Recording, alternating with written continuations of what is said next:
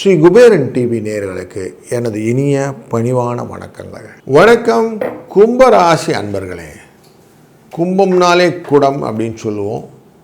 எதையுமே உள்வாங்கி கொண்டு அதுக்கப்புறம்தான் அதை ப்ரொசீட் பண்ணக்கூடிய ஒரு நல்ல எண்ணம் உள்ளவர்கள்.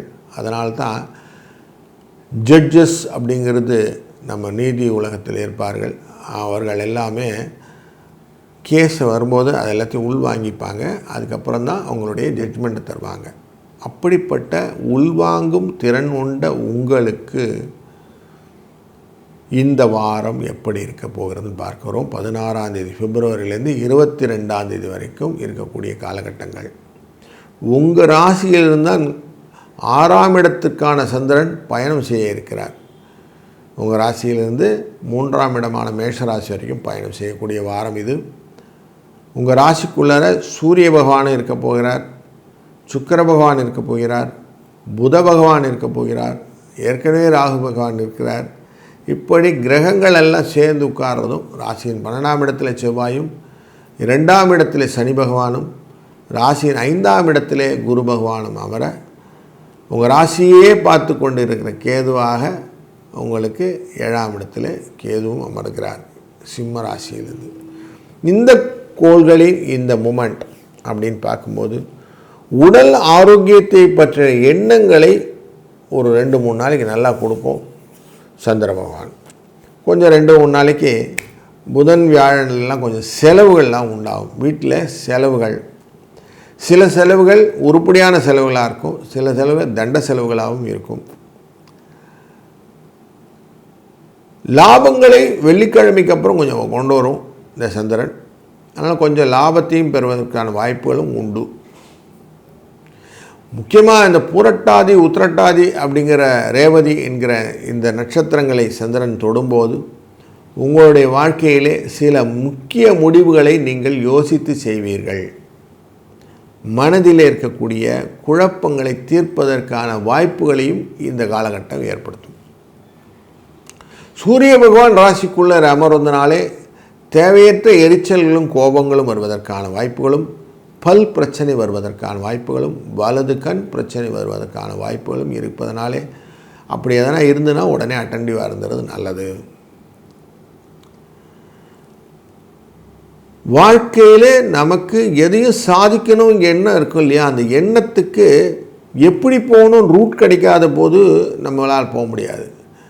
இந்த வாரத்தில் இந்த கேது என்கிற ஞானகாரகன் பார்க்கக்கூடிய ராசியிலே இந்த எல்லா ராசி கிரகங்களும் வந்துட்டு போகுது. அப்போது உங்களுக்கு ஒரு சின்ன ஐடியாஸ் வர ஆரம்பிக்கும். எதை பண்ணினா தெளிவு கிடைக்கும் அப்படிங்கிற ஒரு நல்ல விஷயம் கிடைக்கும். எப்படி பண்ணால் நம்ம லாபம் கிடைக்கலாம், எப்படி பண்ணால் நம்ம மூவ்மெண்ட் கொடுக்கலாம் அப்படிங்கிற எண்ணத்தை கொஞ்சம் ஷார்பன் பண்ணணும்.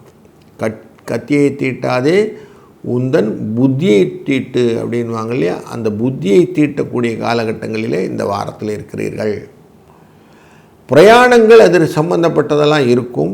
அது எல்லாமே லாபத்துக்கான வழிகள் தான் ஏற்படுத்தும். அதனால் கொஞ்சம் அலைச்சல் இருக்கிறதுனால உடல் ஆரோக்கியம் பாதிக்கப்படுவதற்கான வாய்ப்புகளும் உண்டு. அதனால் கொஞ்சம் கூலாக எல்லாத்தையும் அட்டன் பண்ணுறது நல்லது. ஃப்ரெண்ட்ஸ், ரிலேஷன்ஸ் இவங்களோட அந்த சக ஒத்துழைப்பும் நிறைய எதிர்பார்க்கலாம். இவங்க எல்லாமே நல்லா ஹெல்ப் பண்ணுவாங்க அப்படிங்கிற சூழ்நிலையும், பணவரவுக்கு பிரச்சனை இல்லாத சூழ்நிலையும் சுக்கிர பகவான் ஏற்படுத்துவார். அதனால் இந்த விஷயங்கள்லாம் நல்லதே நடக்கப் போகிறது அப்படிங்கிறது அஷ்யூர்டாக இருக்குது. உங்கள் ராசிநாதனான சனி பகவான் குடும்பஸ்தானத்தில் உட்கார்றார். குடும்பத்திலே இருக்கக்கூடிய உறுப்பினர்களுக்கு சில உபாதைகள், ஆரோக்கிய குறைபாடுகள் இருக்கும் என்பதும் மறுப்பதற்கு இல்லை. சனியும் இந்த சந்திரனும் சேரக்கூடிய புதன் வியாழக்கிழமையில் கொஞ்சம் அக்ரெஷனாக இருக்கும் அப்படிங்கிறது தெரியும். முக்கியமாக கோல்டு அப்படிங்கிறது நிறைய இருக்கும். கபம் ரிலேட்டடான செலவுகள் உண்டு. அது ரிலேட்டடாக ஜுரம் வர்றது அப்படிங்கிறதெல்லாம் உண்டு. குழந்தைகளே அதை கொஞ்சம் அரவணைச்சு பார்த்து கொள்வது நல்லது. முன்னோர்களுக்கு திதி தர்ப்பணம் செய்யக்கூடிய கர்மஸ்தானகனான இந்த சனி பகவானே 2ஆம் இடத்தில் இருப்பதனாலும் உங்கள் ராசிநாதனாலும் செவ்வாய்க்கிழமை அமாவாசை அன்று அவசியம் திதி தர்ப்பணாதிகள் எல்லாம் செய்து நீங்கள் 11:36 12:24 என்கிற அபிஜித் முகூர்த்தத்திலே தான தர்மங்களையும் செய்யுங்கள்.